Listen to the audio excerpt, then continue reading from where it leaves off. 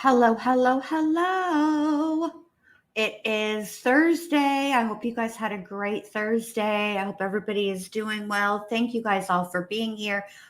Thanks for joining me. I want to do what I promised to do and stay on task and not get off into the weeds. So, tonight we are going to start off with not screenshots, the air quotes leaked crime scene photos. Okay.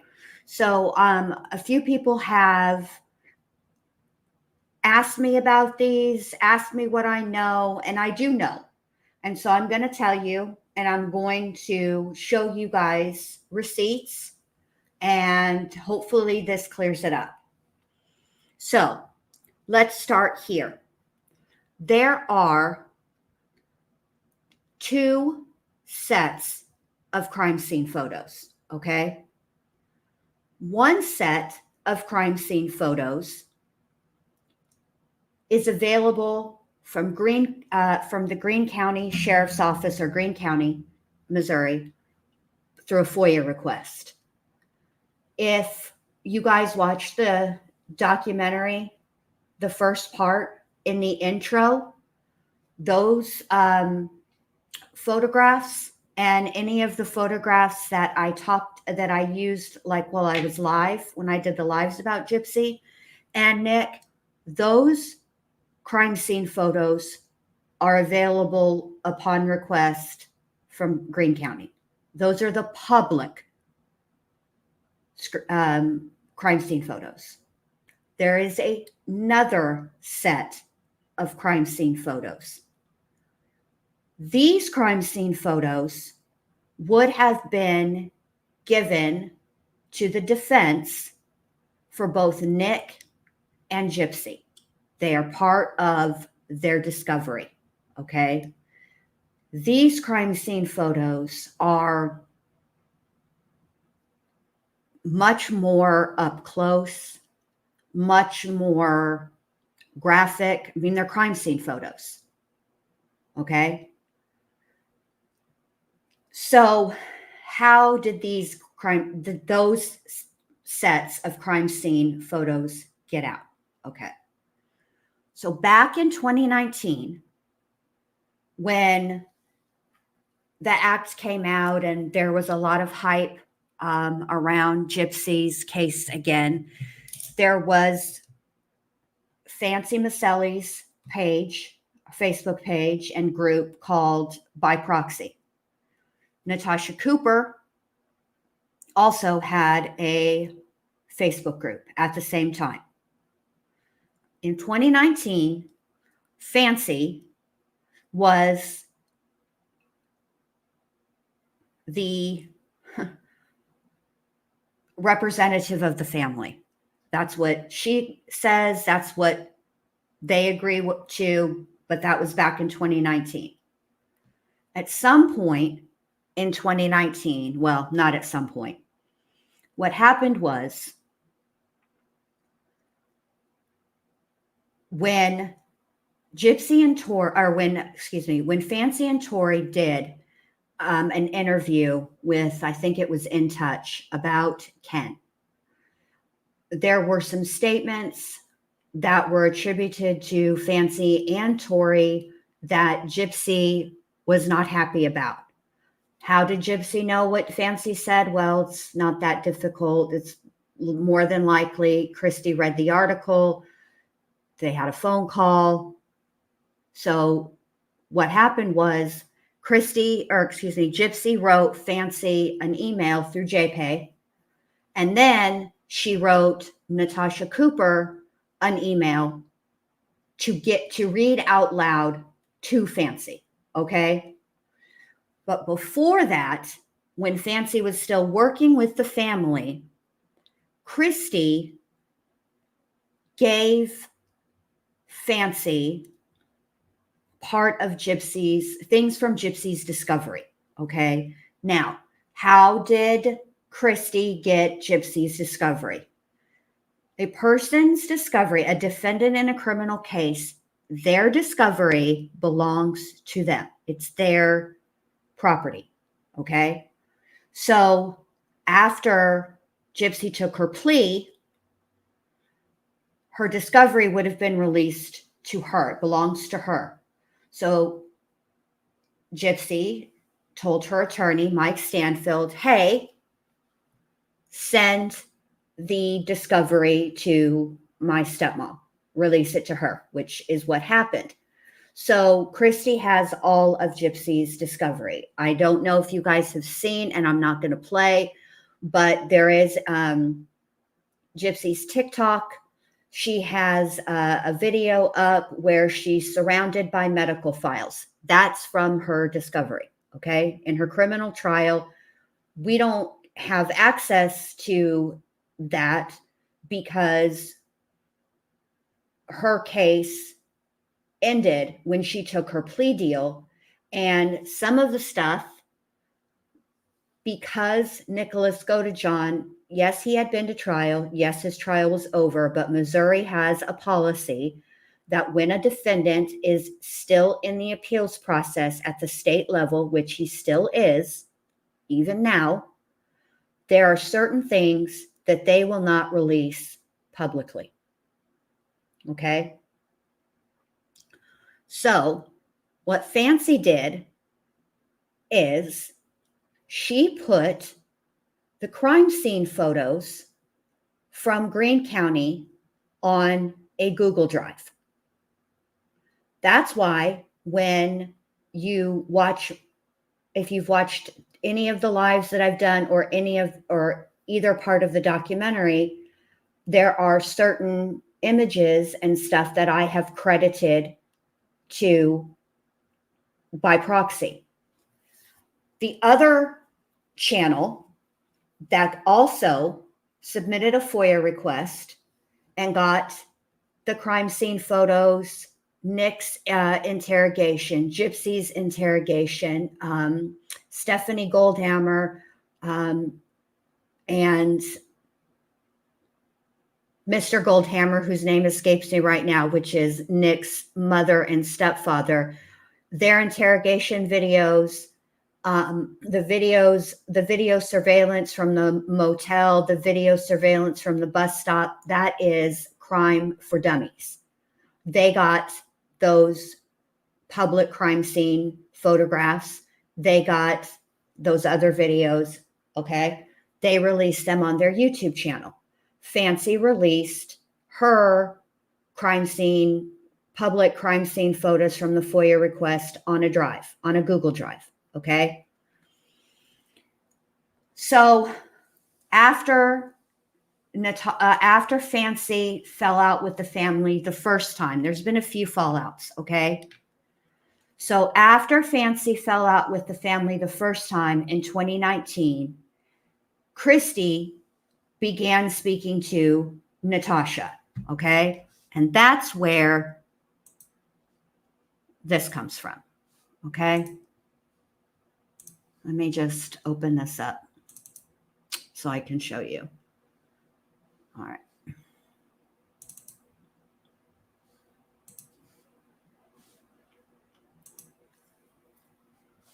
All right, let me make this bigger.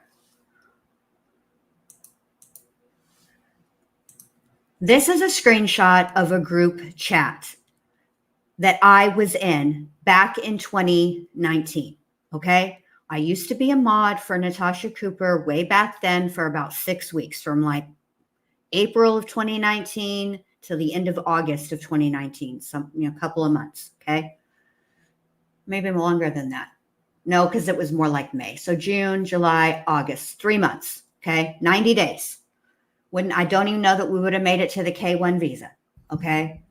At that time, I was very, very interested in who this Dan guy was, because I remembered the interview that was played during Nick's trial. So we created a group called The Mystery of Dan. It was me, Natasha, who's Marie, and another girl who's not, I'm not going to drop her name because it doesn't even matter. That's not even the point.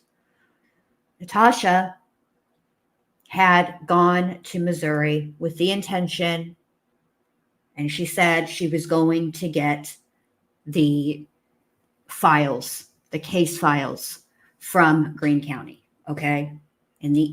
But after she got back is when there was this fallout between Fancy and Christy and Gypsy. So what happened was Christy then sent Natasha these pictures, who then sent it to us in this group chat. Okay. These pictures, oh, it's messy.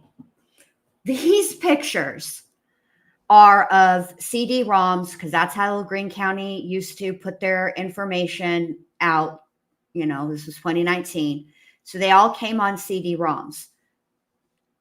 All right. So that's this picture. All right. These are all the CD-ROMs. These are what's important. Okay. This picture.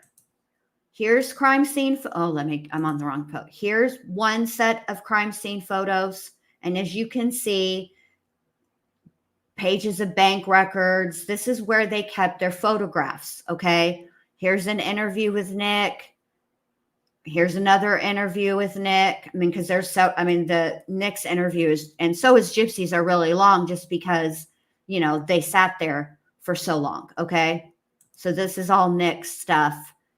This is another one. Pictures associated with the homicide. Okay. So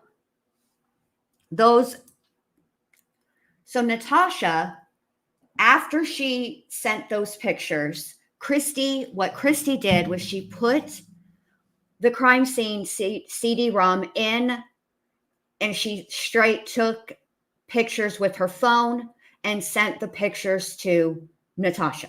Okay. Natasha then took those pictures and posted some of them publicly. Okay. So some of the more gruesome photos have been out for quite some time, including there is a picture of Dee Dee. She is on the bed. It is a crime scene photo. It's after they've taken the covers off.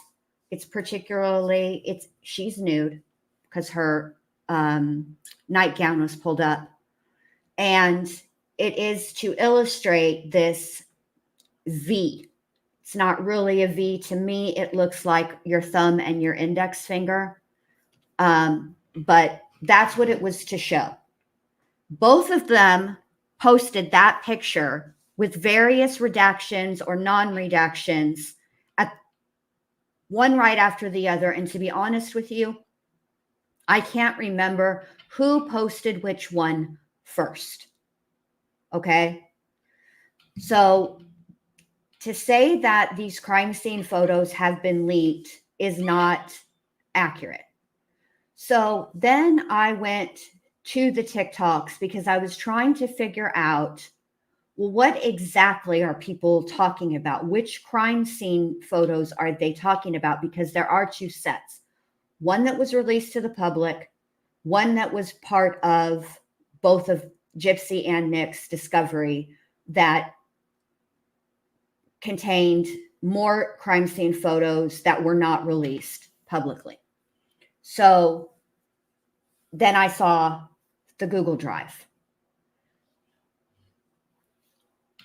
Okay, so hang on, Tess, and I will get to that. I'm going to start, okay, because I'll come back to that. So then I went to go look at the drive. The name on the Google Drive is the Good Wives dish. That's 100% Fancy. Okay. It's not the same Google Drive. It's not the same name on the Google Drive that I have access to. Okay. That Fancy shared publicly back in 2019. When I went to go and look at the contents of that Google Drive, and this is what people need to understand when they're going to look at stuff like this. When you go and look at a Google Drive, you can see who owns the Google Drive, but you can also see when things were uploaded. Okay. And when you do that, to that specific Google Drive. And I'm not going to share the link. Anybody that wants to go find it, I can't stop anybody from finding it, but I'm not going to help. I have decided that those crime scene photos, those really explicit crime scene photos, I don't choose to put them out, but that's my prerogative, and it is what it is. That's my decision. That's how I want it, and that's what I'm, sticking to. All right. But you can see when the ones that were not released to the public, you can see when those were added, and they were added in October of 2022. That was still 2 years ago. Now, I can't say where Fancy released this Google Drive link. I don't know. She says Patreon. I don't know. I'm not in her Patreon. I wasn't there. So the bottom line is the originator of these crime scene photos that were not released to the public, truthfully, is Christy. She sent them to 2 people that I know of for sure. I don't know who else she sent them to. If she sent them to anybody else, I don't know. I wasn't there, but I was there when she sent them to Natasha. And so that's where they originated from. They were not leaked. These are not leaked. They've been out for a very, very long time. So I feel like to say that they're leaked makes them more scandalous and dramatic than the truth. And you guys know how I feel about that. Let's just say what happened. Okay. If Fancy put them in her Patreon, she put them in her Patreon. It's her Patreon. It's her business. My name's Paul, and that's between y'all. Not gonna, it is what it is. Would I do it? No. But there's a lot of things I wouldn't do. I don't eat eggs, but other people do. And I don't judge people that eat eggs just because I don't eat them. Just don't like them. Okay. So that's the deal with the crime scene photos. That's the truth of it. Once something is shared, once it's out there forever.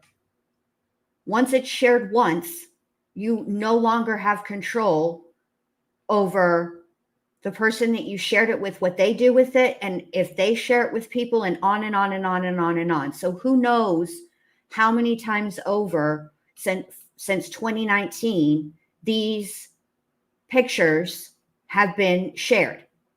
So they're not leaked. They've been there for a long time. And quite frankly, they are what happened to Dee Dee was brutal, horrible. And to me, personally, just because I've known about this and always sort of felt this way about Gypsy and how much of a role she may or may not have played, I respect other people's opinions. And yeah, people are coming around mostly because she's out, she's free, and she can say what she wants when she wants, and she's been doing it. Gypsy, truthfully, is her own worst enemy. The only person sinking her ship is Gypsy. It's the things that she says. It's the way that she says them. She leaks. She gives things away. She's been caught now many times changing stories, adding details, removing details. It is what it is. She will be the first person to tell you. In fact, that is the first thing out of her mouth in the documentary, Mommy, Dead and Dearest. It feels good to be honest, finally. I haven't been honest with anybody except for my lawyers, and even them I haven't been completely honest with. That's what she said. She admits that her mom raised her to be a liar, and she's trying not to be a liar. Well, okay, whatever. I mean, it is what it is. So I think people should be incensed by the brutality of Dee Dee's murder. Absolutely. But I also don't think that to say that these photographs were leaked is accurate. They weren't leaked. They've been out for a long time. Right or wrong, they've been out for a long time. And that's what it is. Okay? All right. So let me go through the chat and look at your questions. But first, I want to answer this one from Tess. Tess Max says, why is there a V? I was going to ask you that too. I don't think that it's a V. To me, what it looks like is everybody take your hand, palm down, top of your hand up, and make the L with your index finger and your thumb. To me, what it looks like is that, but sort of turned to the side because there's a curve in it and it is thin and it is small. To me, to be perfectly honest, it does not match the size of Nick Godejohn's hands. It's small. To me, what it looks like is somebody used Dee Dee to like push their weight off of, like push off of her. And they left that impression because they also touched blood. That's what it looks like to me. Okay, now. You're right. Yes, Grandma Sherry, it is not a leak if you can FOIA it. However, there are some photos that are out in the public that were not part of that FOIA request. Okay? Like there's one that is a close-up of Dee Dee's face. I mean, these are pictures that they're crime scene photographs. They have to capture the details because obviously they're going to be used as evidence because a crime was committed. These are the most gruesome ones. So there's that. Okay. Now I want to read up and see if there's any questions, other questions. Even like there's no real reason, honestly, for the general public to have those photographs.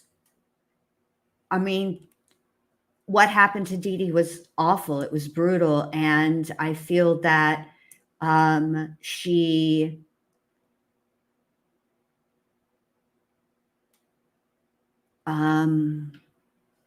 I just, particularly the ones where she's nude. I mean, because that's Dee Dee slept in a nightgown, but the nightgown was pushed up and kind of around her neck. And so when they took the covers off of her, and they took the picture, multiple pictures from different angles. I mean, she's there, and if it were my loved one, if it were me, I wouldn't want those pictures. I wouldn't want a bunch of people gawking at them. I wouldn't, but it is what it is. Nana Banana, I do have a thought about that. However, and I know this is so rude of me, and I'm sorry, this is kind of an a-hole move, but I'm working really, really hard to finish that third part of the documentary, and I'm going to put it in there. And the reason why I'm going to put it in there is because when I have a theory, I love to show people facts from the case that substantiate my theory. This is how I came to this theory. And if I answer you now, I don't really have the stuff right in front of me right now to show you why I feel the way I feel or don't feel the way you know what I'm saying? So I don't want to, I do have thoughts on that, and I promise you I will explain that to you. So, Tracy, to answer your question, the answer is no, he did not. There was a discussion about that between Nick and Gypsy, wherein Gypsy said, no, you do it to me instead. And that's what ended up happening. So, okay, let me see. There was another one. Okay. Mrs. Bendover, Bendy, did they really flush the mom's ashes down the toilet? No. Gypsy's grandfather was being facetious and sarcastic when he made that comment. What he was talking about is somebody had to go and claim Dee Dee's ashes. And Claude didn't want to claim them because, frankly, he didn't want to pay for the cremation. And I don't know for 100% what the situation was financially. I don't know if they cremated Dee Dee and the state of Missouri paid for it. I don't know how all that worked out. But basically, he was like, flush them down the toilet. He did not flush them down the toilet. He was definitely being facetious. One of Gypsy's aunts, Dee Dee's sister, has the ashes. If I remember correctly, the aunt that has them is not on speaking terms with Gypsy. There are members of Dee Dee's family, her sisters, that don't believe that Gypsy should be out. They do believe that she should have gotten more time. They think that she is just as guilty as Nick, and she should have been punished exactly like Nick has been punished, with life without the possibility of parole, and they don't speak to her. Okay. Oh, this is a good question. Melanie says, thought it was illegal for her to profit off of her crime. It is. Well, let me say this. That's the son of Sam law. Okay. Missouri, which is where the crime was committed, doesn't have a son of Sam law.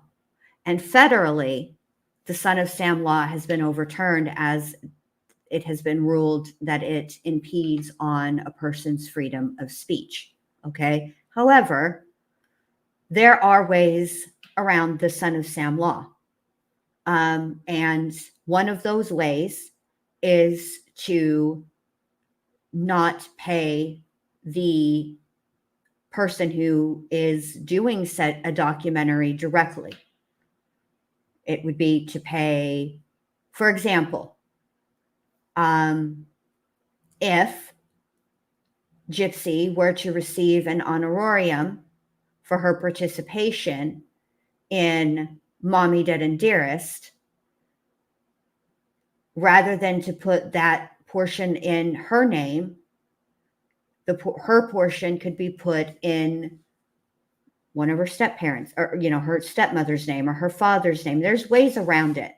And that's, I think, a lot of the reason why Life After Lockup, if you have watched that series, doesn't really talk a whole lot about Gypsy's crime, because they are paying her directly. She's the one that makes the money from that show.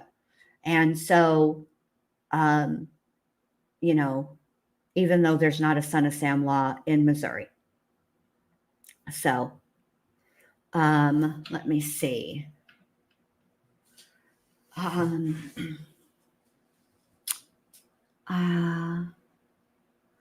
Turtle Dove, good to see you. It's been a minute. Welcome back. Let's see. I want to see.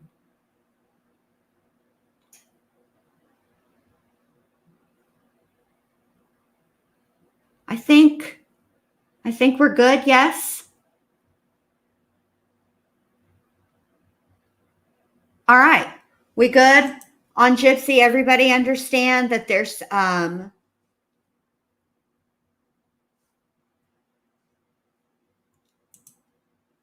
Fetch Banana says, what was the point of only giving Gypsy 8 years for her crime? Nobody even benefited, including the prison, LOL. Well, technically, she didn't get 8 years. Technically, she got 10, and she was required to serve 85%, which would have been 8.5 years, counting from the date of her arrest.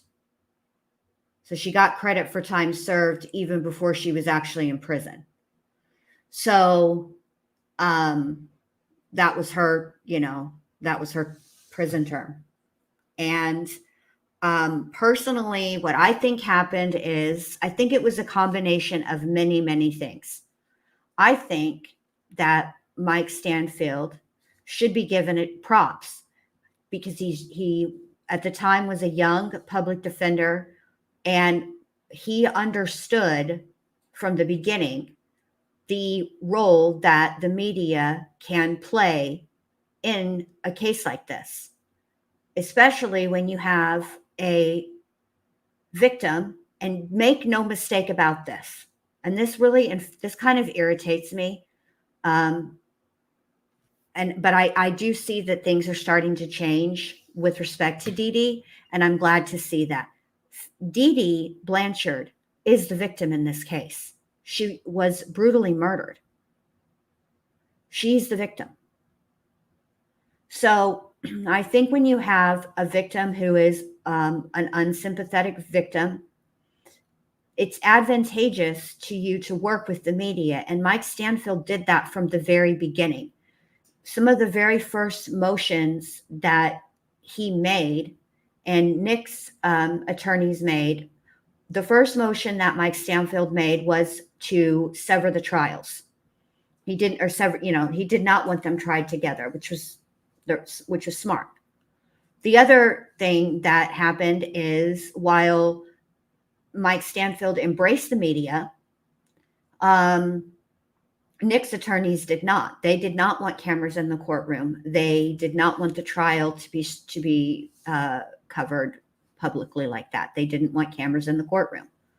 And the other thing that Mike Stanfield did, and he allowed Mommy Dead and Dearest to be filmed. Mommy Dead and Dearest was filming before Gypsy got her plea deal. So he participated in that and advised his client to participate in it. And because of that, when you watch Mommy Dead and Dearest, you can see, I'm not saying that documentary isn't a good documentary or it isn't an honest documentary, but it is a very skewed documentary, and it's skewed in favor of Gypsy. And why is that? Well, because I'm sure that they did try to get Nick to participate, but I don't think that I think his lawyers advised him not to. And so we only have, we only have Gypsy's side in that. And I think that he was, when you're advocating, this is the defense that he raised for his client, and it worked for her. The other thing that he did was he bombarded the state with a bunch of medical records, just buried them in paperwork. And so I don't think that the state had the time to really look at what they were actually being given, because it's now come out, it's been confirmed. Gypsy has confirmed it. She says that she does have a chromosome disorder. There are interviews with Rod that Dee Dee said that that's what was going on with Gypsy. I guess that's, so it does make you wonder if all of the procedures that took place were necessary. This is what I suspect happened, okay? I think that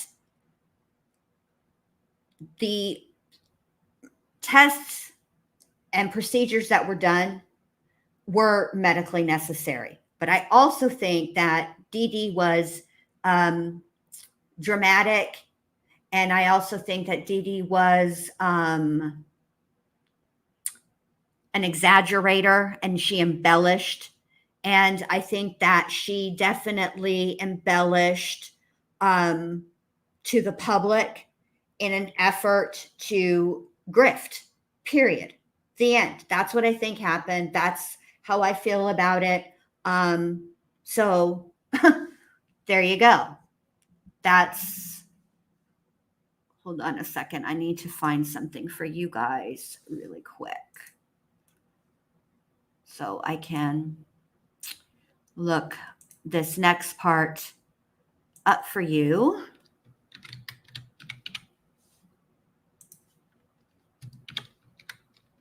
Oh, whoops. Apparently I don't know how to type all of a sudden. Let's see. All right. So, are we good there, you guys? We're good with Gypsy? Should we move on now to the next part? Okay. All right. So now we're going to move on to okay, so as far, I will say this.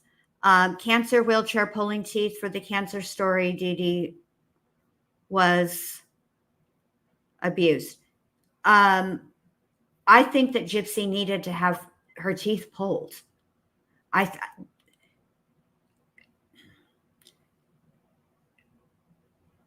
think she had issues. I think she had poor dental issues, and I think that some of that might have been the result of her chromosome disorder. I don't think that, I mean,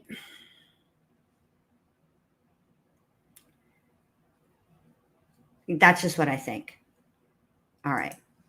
Hi, Shramida. All right. So now we're going into the next part. Please put a 1 in the chat. Why do I think that? I think that because when Gypsy had her teeth pulled, okay, she was on state funded healthcare, okay, Medicaid. That's what she was on. So Medicaid is one of those, it's a government entity. There's a lot of I's to dot, a lot of T's to cross. They will not pay a provider, in this case, a dentist, to pull teeth unnecessarily without there being necessity and it being substantiated, meaning there's got to be x-rays done. They have to have proof. They're not just going to let, and all of her teeth were not pulled. If you look in her not recent pictures, because she's had them redone, but she has silver crowns. Those are teeth. So mainly it's the front teeth that she had pulled, not her molars. So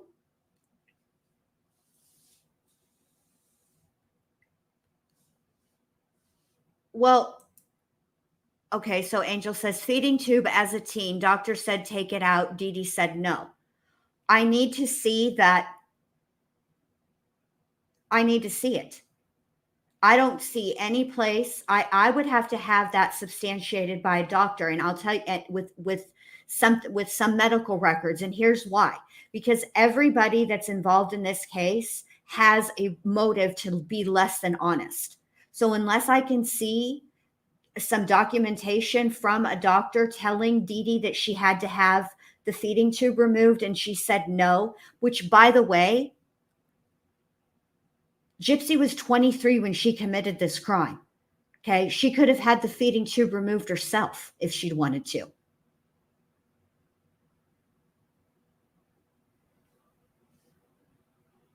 So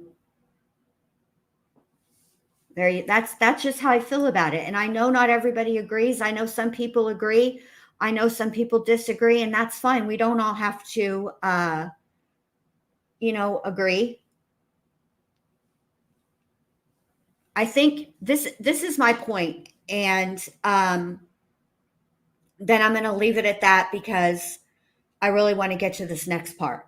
With respect to what happened to Gypsy as a child, as a teenager, and as a young adult with her medical situation, unless I can see medical records, it's very, very difficult for me to believe stories that come from Gypsy or Christy or Rod or anybody else in this case, because everybody has a motive to be less than honest. And that's where I stand with it. We could all, oh, sorry, poor Linda. Let me look, babe. Let me scroll up. My bad.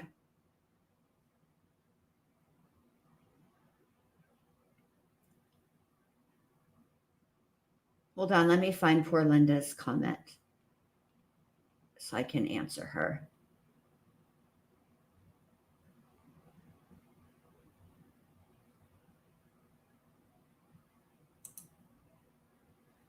Oh, poor Linda says, which came first, jail confessions or Mommy Dead and Dearest? Mommy Dead and Dearest was first. Then it was Gypsy's Revenge, The Act. All those are all around like the same time. And then in 2019, Oxygen did an interview or, a snapped Killer Couples with Nick in 2019. But yeah, Mommy Dead and Dearest came first. So for me personally, until I see even the doctors in this, oh, Creative Minds, your question didn't get answered, babe. I'm so sorry. Hang on, let me get there. I'm sorry, you guys. I'll get there. Hold on. I just feel like we could all go back and forth all day long, round and round, about what procedures she had, what she didn't have. Were they necessary? Were they unnecessary? But the truth of the matter is, none of us are going to be right until we actually see medical records. And I don't think those are going to be shown unless this whole civil suit goes forward. So I can't find it. Oh no, I'm scrolling. Will you type it again and I'll look for it, please, so I can answer you? Because I don't want to not answer you. I just didn't see it. Creative Minds, if you'll ask me again, I'll answer it. I promise. So, okay.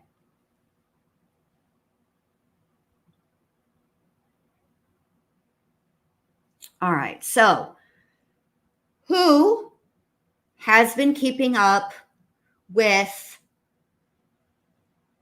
the case, the criminal case and the civil case against Fancy? Because the civil case is not done either. Okay. All right, let's see.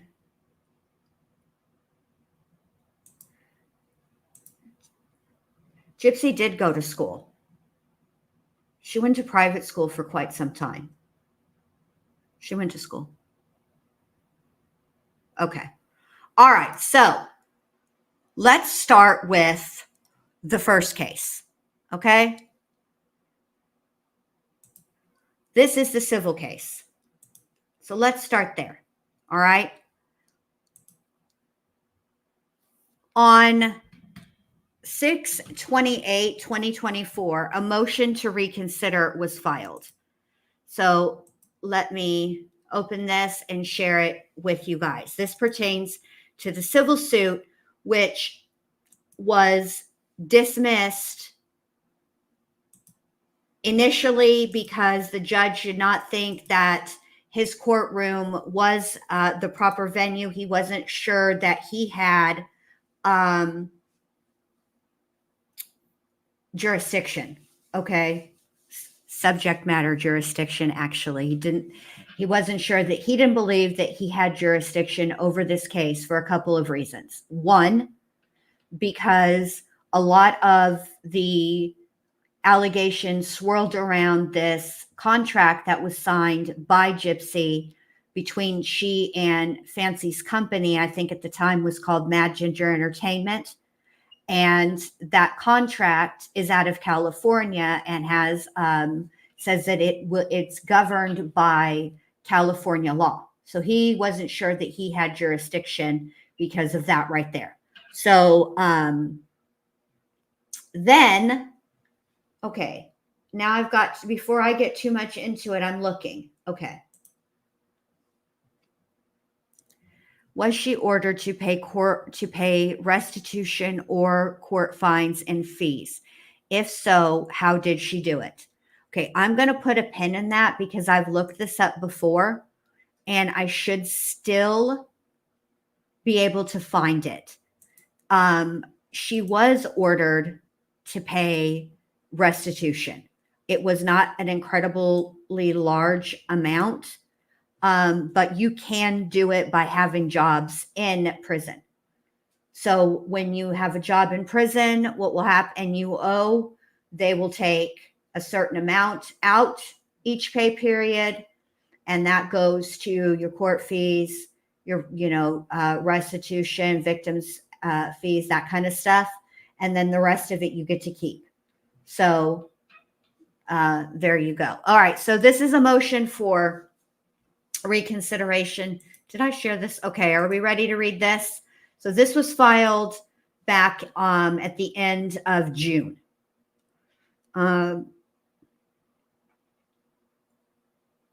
Plaintiffs filed the instant case on or about May 23rd, 2024. As part of the original petition, plaintiffs seek equitable relief in the form of a temporary restraining order, preliminary injunction, and permanent injunction against the named defendants.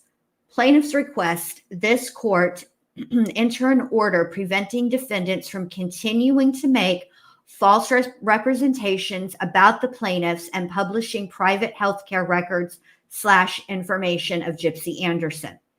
Plaintiff's petition states that Gypsy Anderson, while an inmate in Livingston County, was contacted by the defendant, and that said defendant held herself out to Gypsy as someone with the skills and experience to help her navigate the increasing public interest about her history. So let's see. This is just basically, all right, a recap of the original filing. And I've covered that in another video, or excuse me, another live. So I'll link that in the description. All right. So plaintiffs filed their cause of action in Livingston County as the statute establishing venue in tort cases. Notwithstanding any other provision of law, in all actions in which there is any count alleging a tort and in which plaintiff was first injured in the state of Missouri, venue shall be in the county where the plaintiff was first injured by the acts or conduct alleged in the action. Emphasis added. The plaintiffs in this matter have alleged tort claims against defendants and have further alleged injuries from the same were first caused to Gypsy Anderson while she was incarcerated in Livingston County, Missouri. As such, venue for plaintiff's petition is determined by, and then it's a statute, as the location where Gypsy Anderson was first injured by a tort committed by the defendants.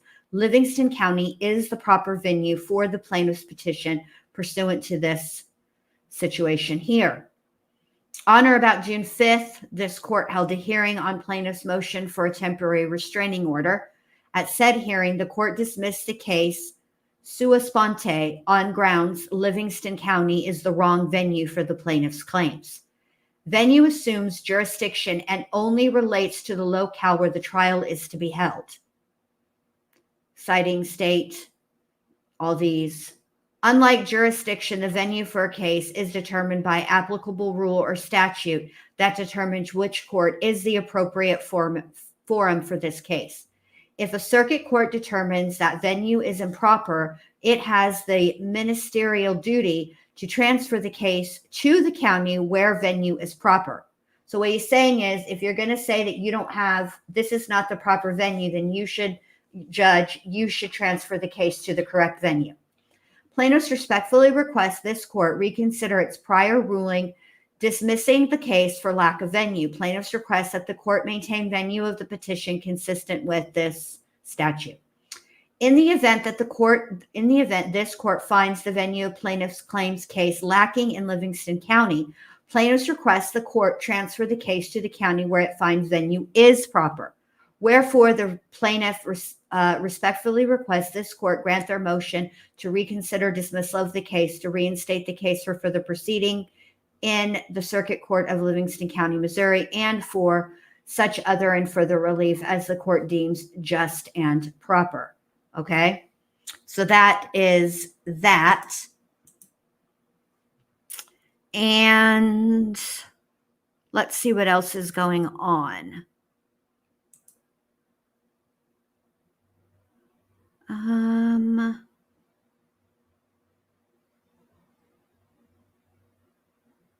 There has not been anything decided about this.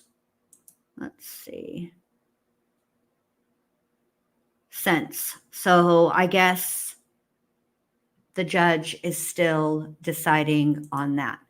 Now, let's go over to the criminal case. So, if you guys remember, when the civil case was scheduled for court, Fancy and her then member of her team, Sarah, went to Missouri to appear. The morning that they had court, there was some type of kerfuffle in the dining room at the hotel, excuse me, which resulted in Fancy and Sarah both going down to the police department, filling out a report, and claiming that one of the people that was with Mike Stanfield chest bumped Sarah, and they wanted to press charges. So then what happened is they filed the report. They turned over their video that they had. It's like a 37-second video. And the officer then went and, conducted an investigation. He spoke with people at the hotel, other witnesses, got video from the hotel surveillance, and boom, it resulted in Fancy and Sarah both getting charged with filing a false police report. And we're going to look at that because a couple of things have happened. So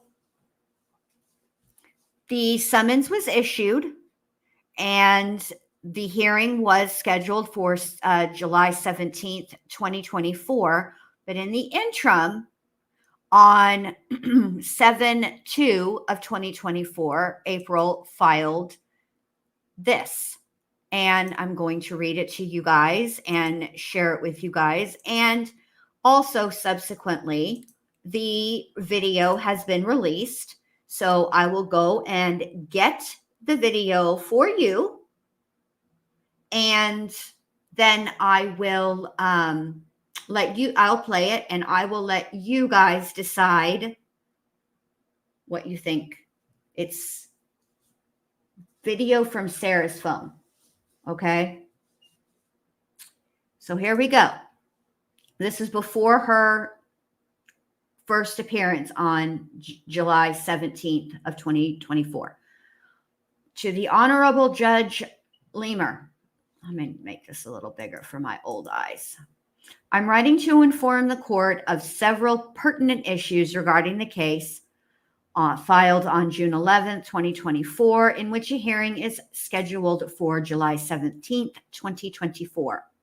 As of today, I have not been formally served with any documents related to this case. The address on file, is not the right one. She gives the correct one, and that the address should be known because because Mike Stanfield sent a certified letter to her house with the correct address. All right. So on June 11th, 2024, I was notified by a third-party internet personality that I was being summoned back to court regarding an incident that occurred before court on the morning of June 5th, 2024. On the morning of June 5th, 2024, I was having breakfast, and the counsel for the opposing party in a civil case appeared with another man in the lobby of the Fairfield Inn.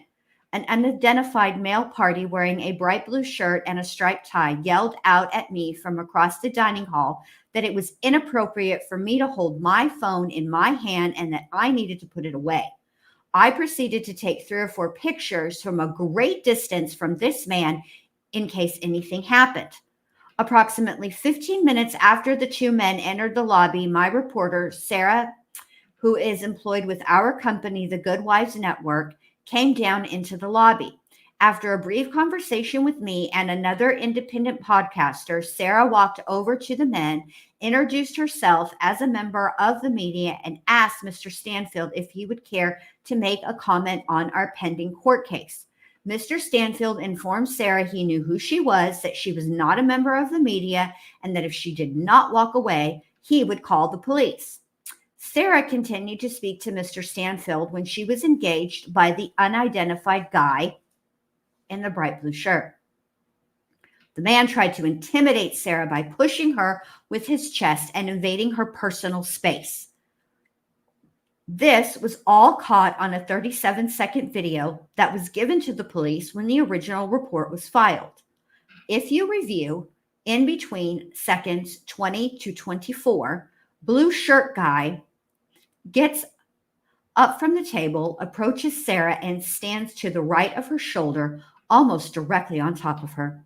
He proceeded to tell her she needed to have respect and back away. At that moment, instead of going around her to the right, as it appeared he originally was going to do, he shifts his weight from the right foot to the left and drags his body across Sarah's chest. He tells her to back and move and intimidates her into doing so. She stumbles back, and then you can see his tie. From my position, it looked like he chest bumped her subtly to move. This was what I stated in my statement. He then exited around to her left. Regardless of physical contact or not, the man is too close to Sarah, and she indicated he moved his chest along hers and pushed her backwards. Mr. Stanfield called the police, and he and his associates came up to the clerk of the court's office. The blue shirt man stood in the doorway the entire time, attempting to intimidate the 4 of us even more. Our first court case was dismissed. After our first court case was dismissed, we met with Officer Reynolds. Upon reviewing the video, speaking with me, Sarah, and our 2 witnesses, Amber and Alora, Officer Reynolds stated we should follow him to the station to file a report. He stated that it was a class 4 assault. The 4 of us gave the witness statements with what we perceived to happen in the lobby of the hotel and left the station. We had no idea who the man was. The officer stated he would attempt to catch the man before he left the hotel. We were later informed that the suspected blue shirt man is also the prosecuting attorney on the criminal charges filed, Adam Warren. This is incorrect. That's not who it is. On June 11th, 2024, without ever being questioned or contacted, we were charged with filing a false police statement. Neither the witnesses nor I were spoken to by Officer Reynolds after the event. We've reached out several times and he never returned our calls. I plan to ask the court for a dismissal with prejudice for several reasons. 1, insufficient evidence. 2, the deletion of witnesses and their statements from Officer Reynolds. 3, retaliation from a member of the court. 4, no police report was filed by myself.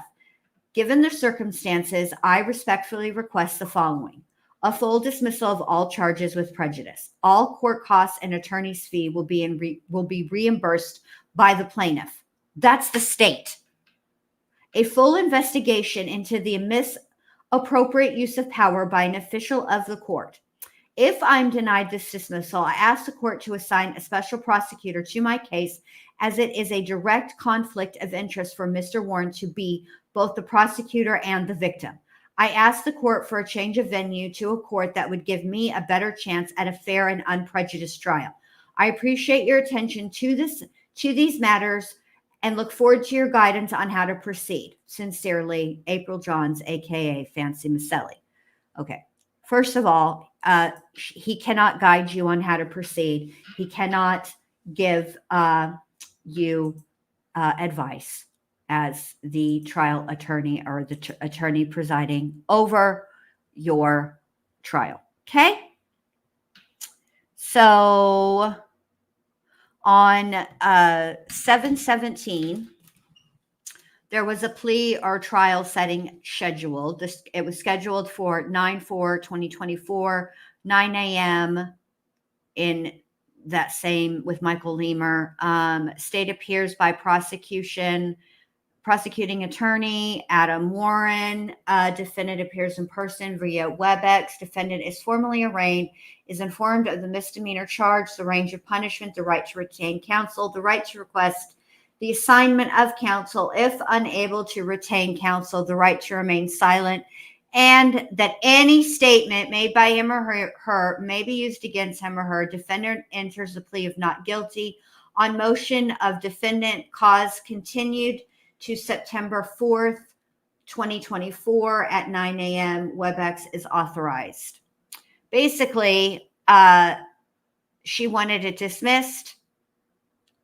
It is not dismissed. Okay.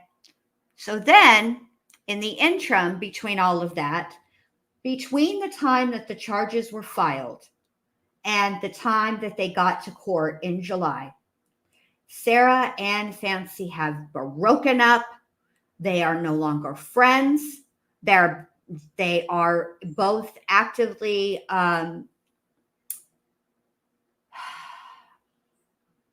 for lack of a better word, going at each other, making accusations of each other.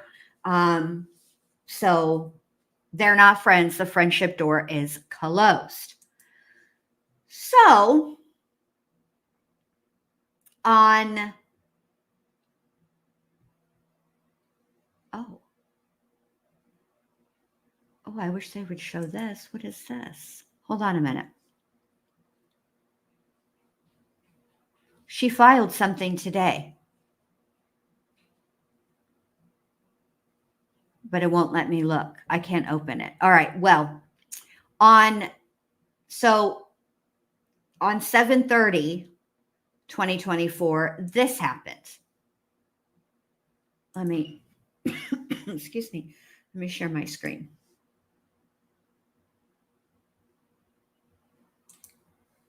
What's going on in the chat?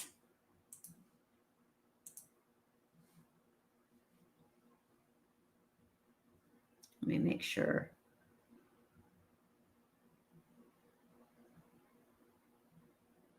Yeah, let me scroll up. Let me zoom in on this way more and scroll way up so her thing is not showing. Okay.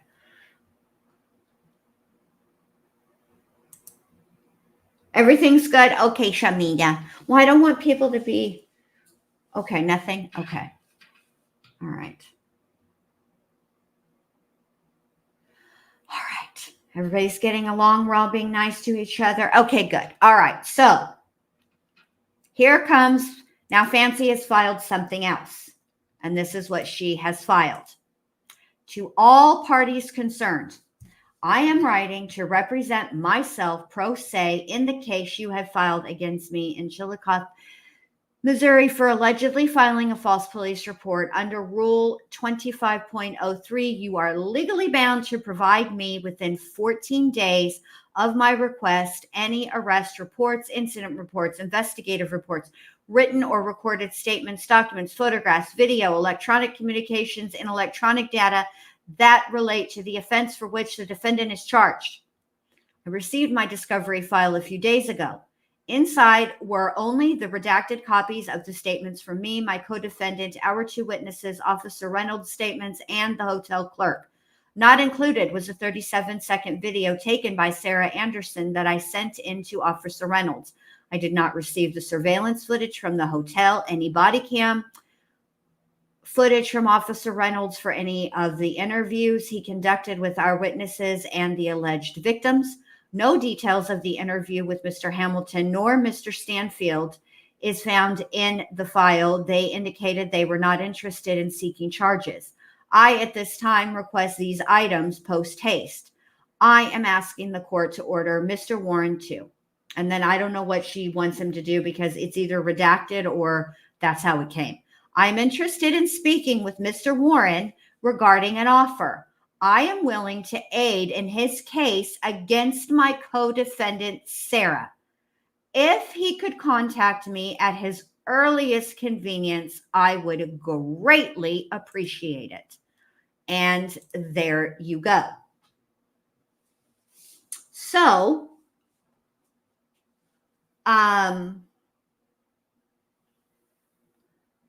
she's decided not only does she want the rest of her items, which this is confusing. She's asking for more stuff, more items of her discovery that she has not received at this point, but simultaneously she's interested in making a deal and aiding and prosecuting her co-defendant. So I don't really understand if you're going to, I mean, I suppose she's covering her bases. Like if they're not willing to negotiate a plea or work with her in any capacity, then she's going to fight this. But as you see, it is not the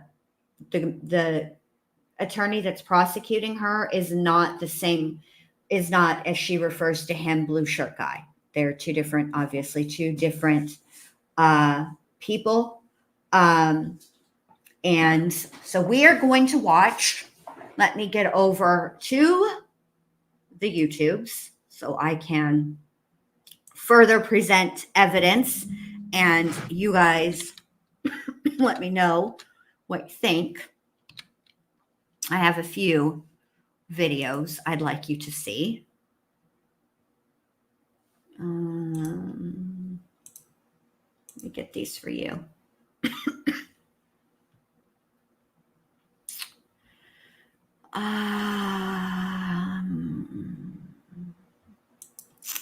Let me find it. Talk amongst yourselves. I will give you a topic. Have you guys been over to the second channel and watched my recaps of the Lifetime docu-series scripted, I don't know what the Lifetime show, Life After Lockup? Because I've been doing recaps over there. But before I do the recaps over there, I do the recaps on the Patreon. And in Patreon, I have some extra stuff that I know from behind the scenes. So included in that. Where is it? Give me just a second, you guys. Normally, I'm much more prepared.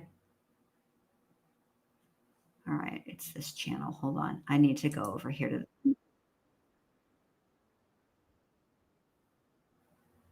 Give me just a sec. All right. All right. So let me share this for you guys. I wish I could make this bigger. It's done as a short, and so there's nothing that I can do about it. Can't even, like, let me see if I can mess with it a little bit, if I can do anything to make it bigger. Well, I will add captions. Hopefully that will help. All right, let's try that.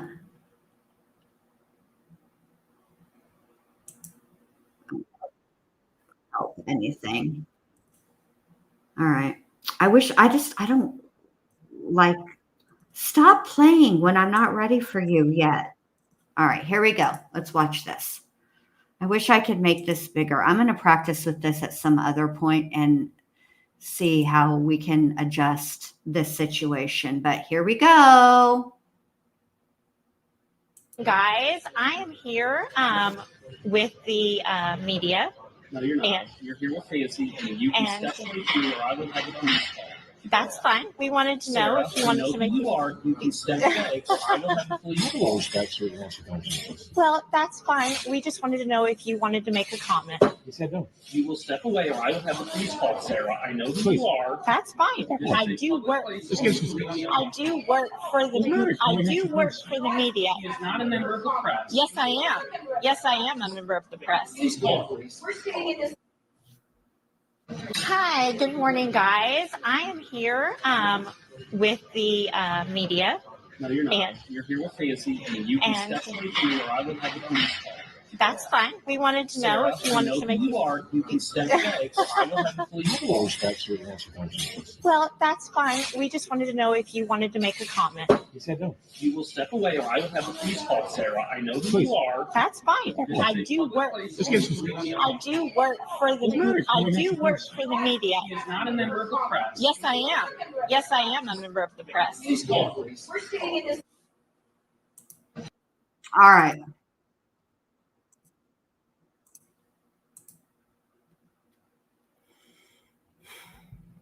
Okay, so that video is taken with Sarah's phone. This is the video that I guess Fancy and Sarah submitted to the police as evidence. Now, the guy that she's gone up to that's sitting there in the, I guess, let me see what color. I guess it's blue. That is Mike Stanfield. Mike Stanfield is the attorney of record for Gypsy and her family in the civil suit. If his name is familiar, it's because he also, back in 2017, represented Gypsy at her criminal trial, or her criminal case, and negotiated the plea deal for her. Okay. At one point, he was a public defender, and he has subsequently moved into being in private practice. So that's who is sitting there. Let me see. I'll put it back. I'm going to share the screen, but I'm going to mute it and just share the screen so I can describe what's going on. Give me just a second. I think it would be better that way. All right. So let me add this to the stage. Okay. So this is Mike Stanfield. Okay. The view is from from Fancy's co-defendant, Sarah, who has gone up to their table in the hotel. They were all there together. Why Mike Stanfield was at this hotel, I don't know. maybe he was staying there. I don't know exactly, like, I don't know where his law offices are. It doesn't really matter. The bottom line is they were both there at the same time. And Sarah walked up to Mike Stanfield and asked him for any comment. And it went south from jump because Mike was like, "You're not with the media. I know exactly who you are. I know who you're here with. And I don't have anything to say. And if you don't bounce, I'm going to call the po-po." Okay? That's what happened. And one of the things that I find interesting is that, well, let's go here. Let's not watch this one. Let's go over to this video and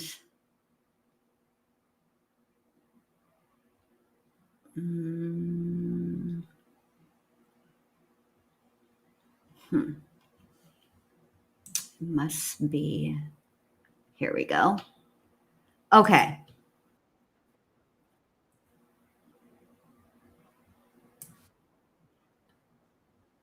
Oh, this isn't hold on a second. This is a better one. Hold on.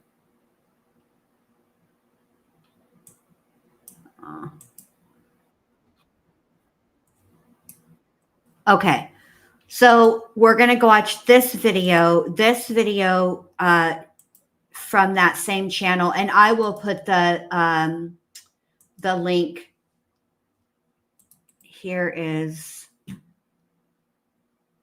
the link. I'll put it in the chat so you guys can go watch. There's a bunch of videos on this channel. And we'll watch this. This is going to put, this is a combination of videos. Okay. I'm going to do a poll, Little Red, but I'm going to do it after I play this video. It's 4 minutes. And let's watch this and then we'll see how you guys feel. How about that? Okay, here you go. Hi, good morning, guys. I am here with the media. No, you're not. You're here with Fancy, and you can step away from me, or I will have the police call. That's fine. We wanted to know if you wanted to make you are. You can step away, or I will have the police call. Well, that's fine. We just wanted to know if you wanted to make a comment. You said no. You will step away, or I will have the police call, Sarah. I know who you are. That's fine. I do work. I do work for the media. He is not a member of the press. Yes, I am. Yes, I am a member of the press. Please call.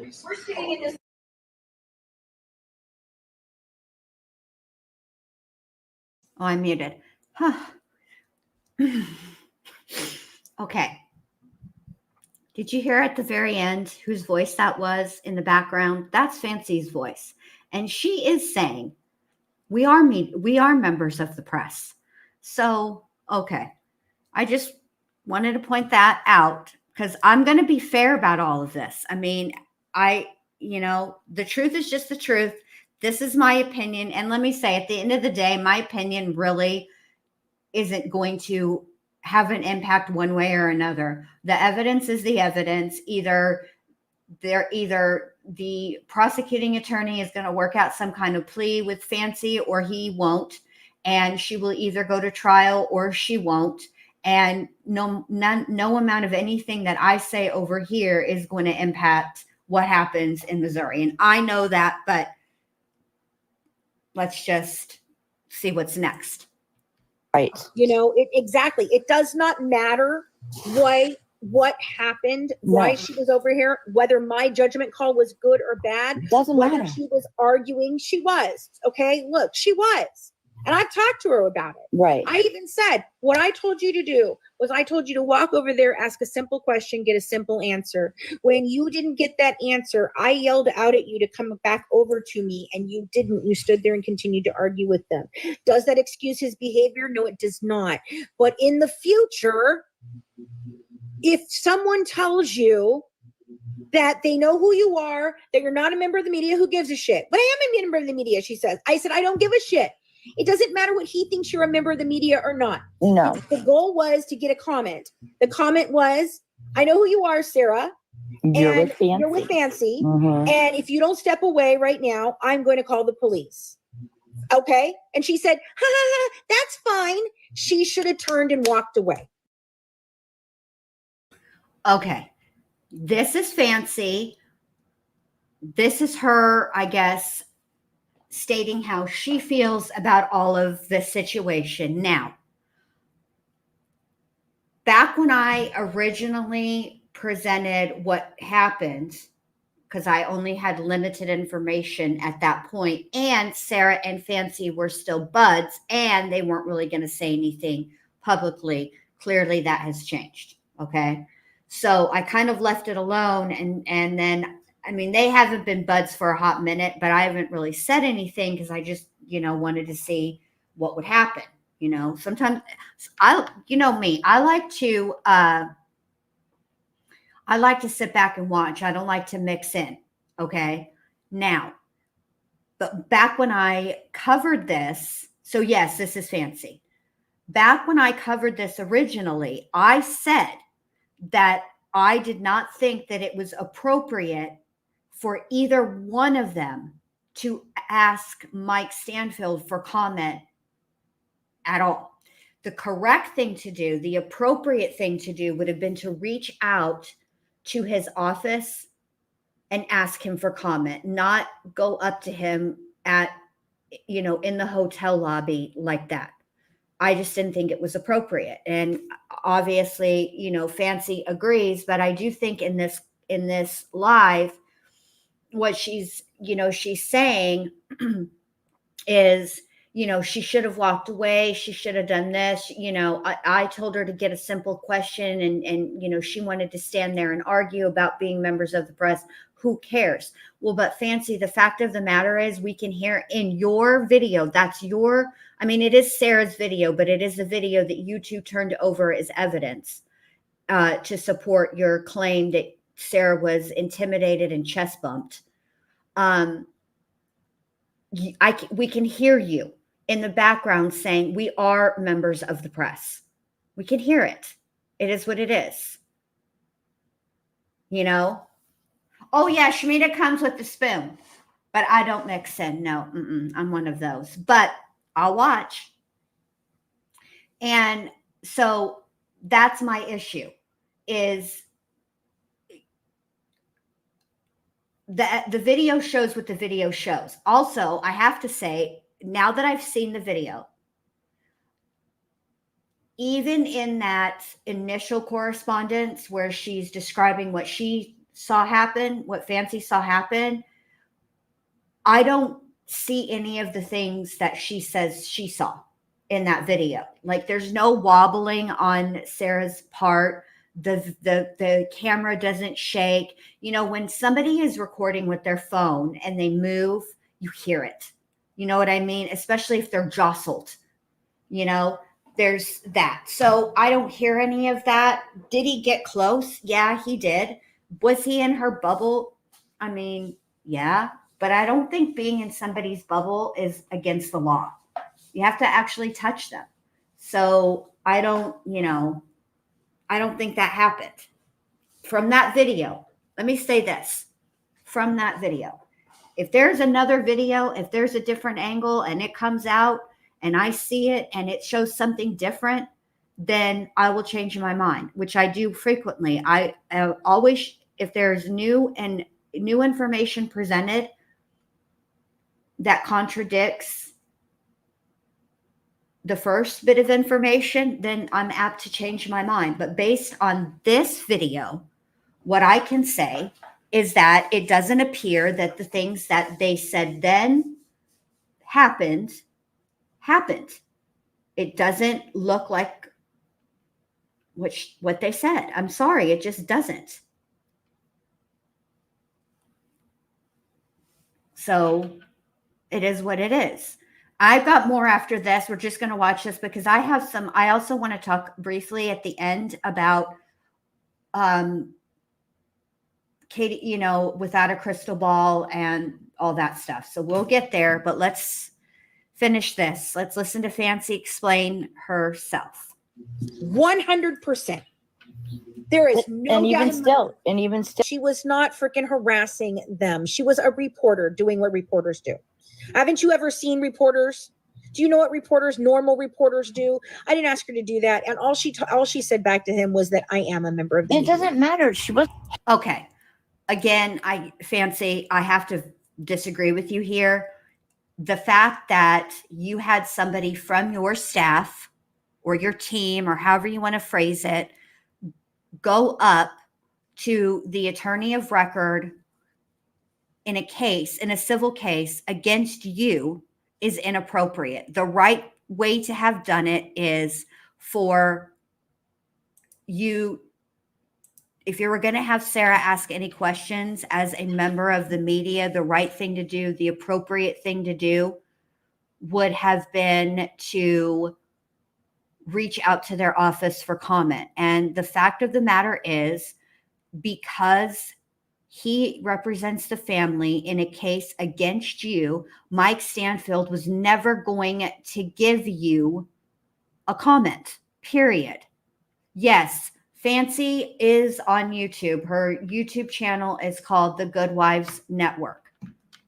And I think she has a TikTok too, but I don't know what her TikTok name is, because I guess I don't know. You know how TikTok is. So I think she's changed it a few times because she's had to. All right, here we go. Hey guys, it's Fancy, and you're watching the Good Wives Network, and we are sitting outside of the Chillicothe. Oh, wait, I forgot about this part. So this video is from after this happened, okay? This is the day of the incident. This is what Fancy said, day of the incident. Courthouse. This morning, while having breakfast with the In the Weeds podcast at our hotel, we were aghast that Mr. Stanfield was staying at the same hotel as us. So in the lobby where we were having breakfast, Aghast. Okay, come on, Fancy. Girl, don't be so dramatic. Aghast. This isn't like a huge town, okay? How many freaking hotels are there? Come on, man. Aghast. We were aghast. That's a little dramatic. Even for you, Fancy. I was going to take a picture of him from the distance to prove that he was in my hotel in case anything happened to me, because I'm a little bit in fear for myself here. Okay. Again, more dramatics. I really don't understand why you would be in fear for yourself, but I'm not in your shoes. It just seems dramatic to me. Okay. I'm not going to lie. I've said this. I would say anything that I'm saying right here on this channel. Clearly my channel is public. Fancy can watch anytime she wants. She knows how I roll. She knows I would say all of this to her face. If she were on this panel right now, I would say all of this. Okay, here we go. I do not feel safe. And when Sarah came down, she walked over as a member of the media. She interviewed me. She interviewed Into the Weeds podcast. And then she went over to grab a comment and ask Mike if he wanted to make a comment. His associate then stood up and proceeded to yell in Sarah's face and chest bump her and push her and made her feel very, very unsafe. Okay. Again, I go back to the video. At no time did Sarah get yelled at. To me, it didn't sound like yelling. And at no time did Sarah sound like she was intimidated. In fact, it was the opposite. She sounded argumentative. So we're going to talk about that, Little Red. We're going to talk about that. All right, here we go. Then they threatened to call the police on us and told us that they did call the police on us. So we came to the courthouse instead, and Sarah is going to go inside and she is going to file a complaint against Mr. Stanfield's associate for assault. We will be updating you as this breaks. I cannot believe the audacity that these people have. I am just in shock. Sarah, do you want to say anything, sweetheart? I'm just still like, just shaking. And Mike was like actually yelling at me, and he was like, "You're not a member of the media. You're Sarah, and you're here with Fancy." And I know who you are. And I said, "Yes, I am with the media, and I just wanted to get a comment." And then his friend like proceeded to like stand up, and as he was standing up, he was getting like in my face, kind of like, to chest bump me. And I actually had to like stumble backwards, and I'm still shaking. And there they are outside the courthouse. There they are outside the courthouse. So we're going to have to go inside now and file a charge. And I don't know who all these other people are. But they're all hugging each other. He's got all kinds of people with him today. It's funny how he was able to prepare, yet I still have not been served as of 8:25 this morning.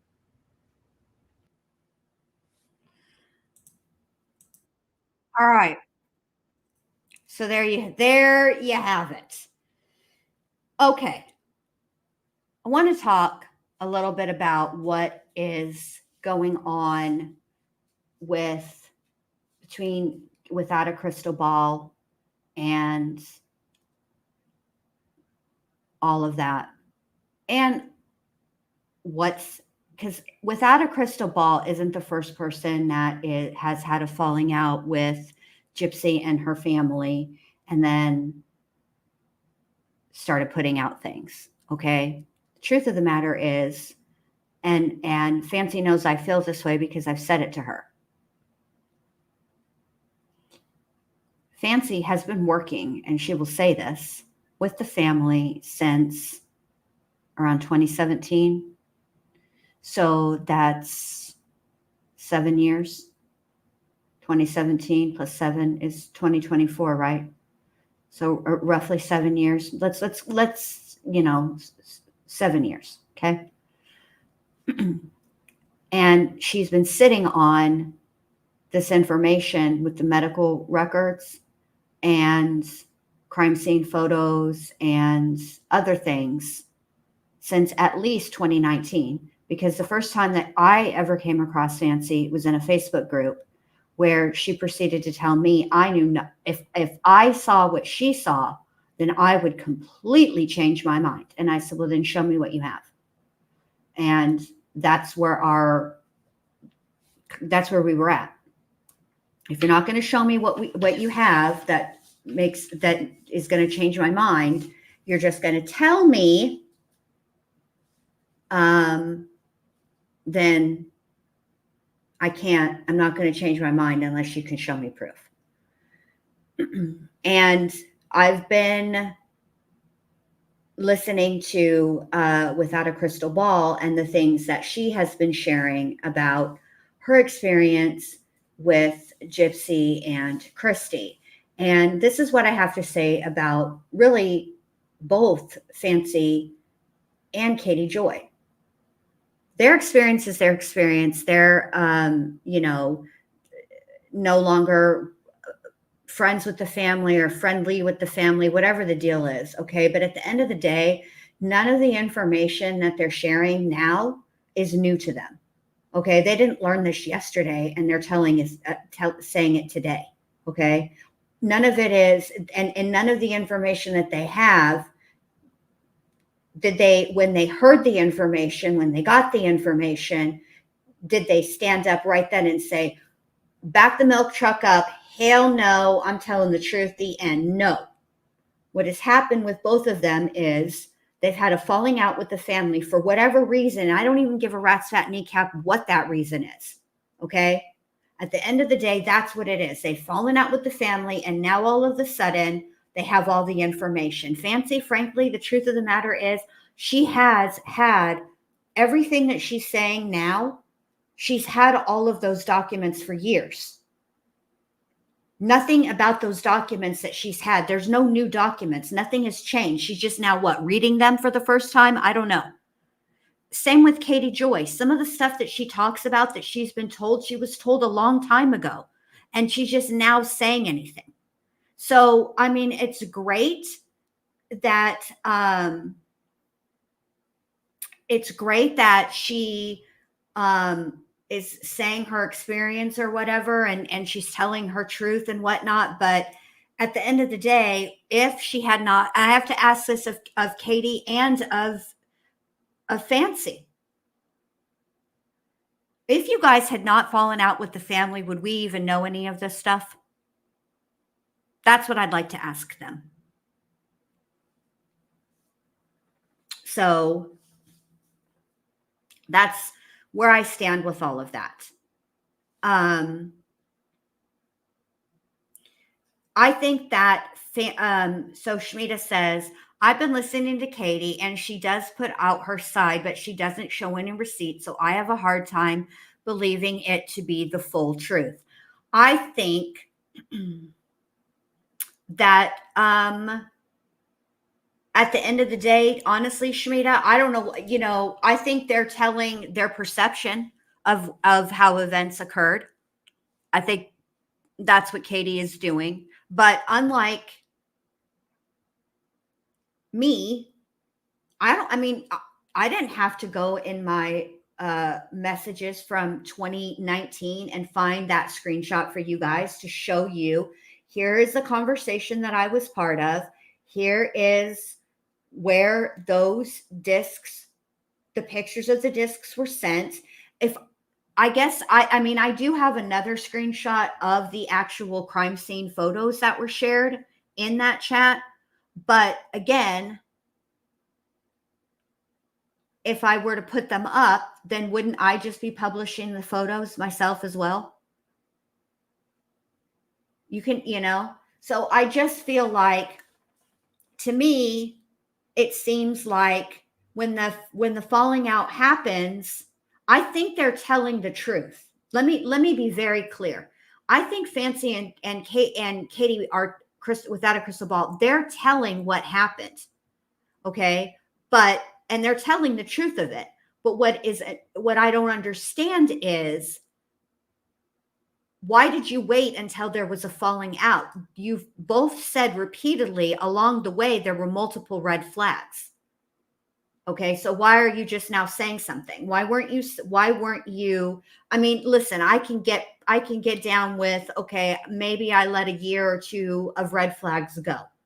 Not really, but I'll just give you the benefit of the doubt there, right? Let me give you the grace of a year or two. Okay. And then, but what about the rest of the time? I mean, I know that Katie's been talking to Christy since roughly 2019 as well. So what's that, 6 years?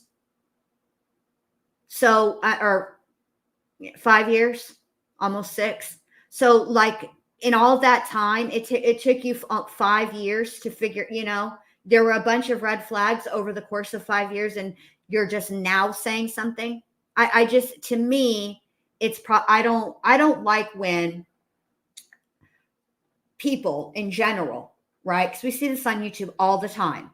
When people people know each other for a long period of time, and they are friends with them, and they back them up and defend them, et cetera, right? Throughout all these years. And then suddenly when they have a falling out, everything that they learned in the confines of that friendship all of a sudden comes out. And the person they were friends with are horrible people. If Jesus Christ, has it been that long? 8 years?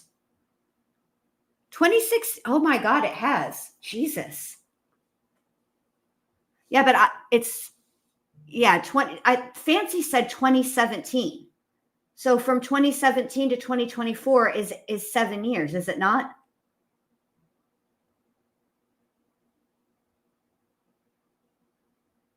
I feel like that's right. 2018, 2019, 2020, 21, 22, 23, 24. Yeah, 7 years.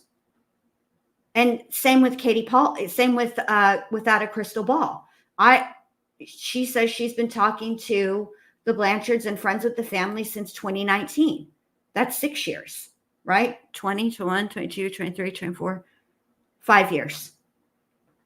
5 years. There you go. Regardless, if over and both Fancy and Without a Crystal Ball have both said that over the course of the friendship that there were multiple red flags all the way through, that they caught them in a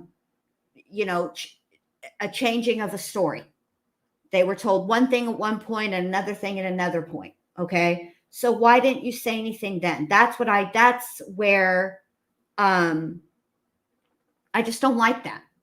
I'm not saying that what they're saying isn't true. I'm just annoyed that why'd you wait so long?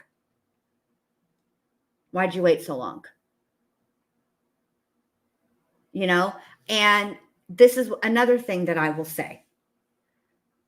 No, I'm just going to leave it there. I'm going to leave it there. I don't like it, you know, and it annoys me.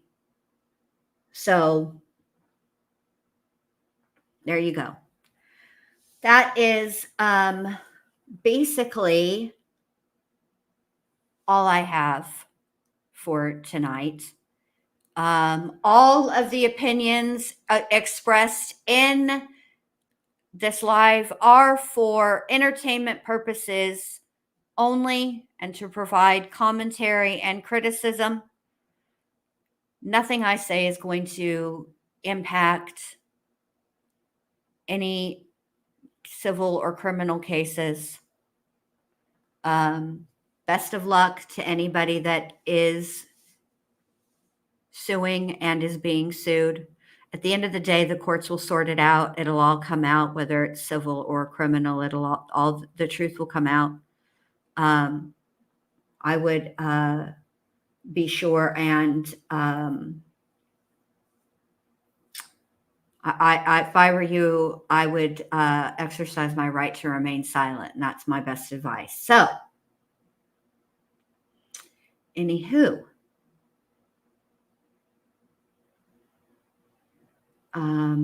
you guys have a great rest of your Thursday night. Thank you all for being here. I am going to play the outro and bid you a fond farewell. Thank you guys so much for being here. Thank you for the support. I appreciate it. Bye.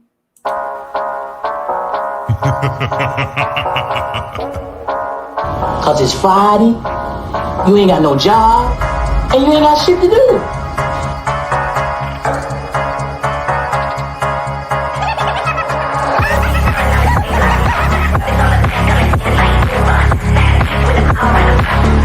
Well, fuck you.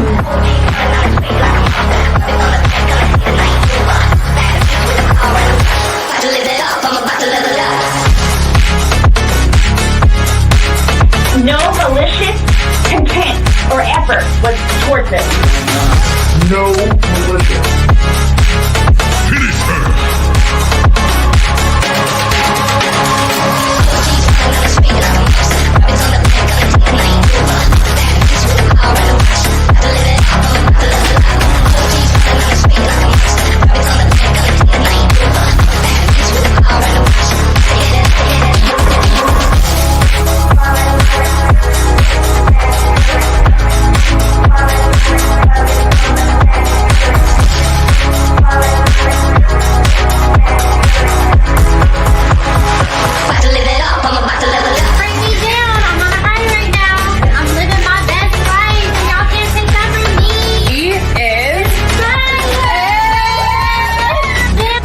Minutes later.